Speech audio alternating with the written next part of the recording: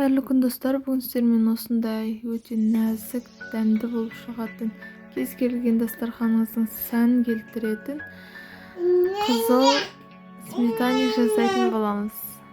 Толық рецептini білгілеріңіз келсе, видеоны соңына дейін қараңыздар. Ең алдымен ыдысымызға еріген сары майымызды құйып аламыз. Және де үстінен бір жұмыртқамызды салып, жақсылап араластырамыз. Оның үстінен сахарный пудрамызды саламыз.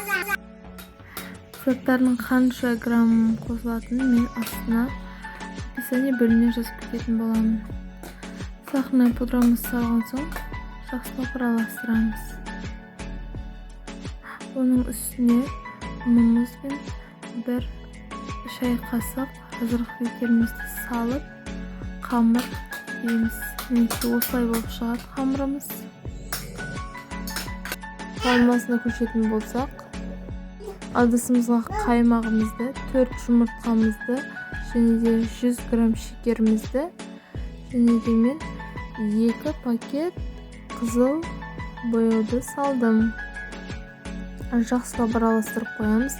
Және де айта кететін жайт, қамырымызды холодильникке 20-25 минут қойып аламыз.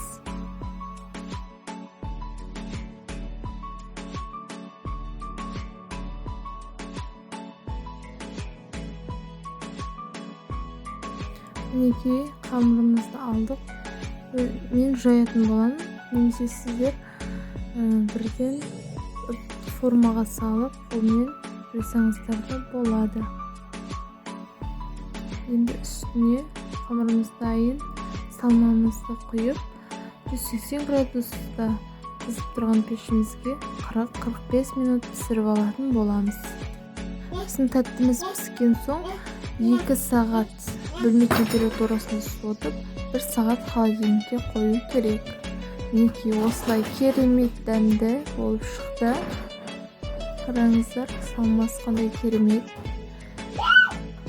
Егер де рецепт ұнаса, мен каналыма тіркеліп, біліп басып, қоңырау үстін басуды ұмытпаңыздар. Сіздермен болған меруерт ас болсын.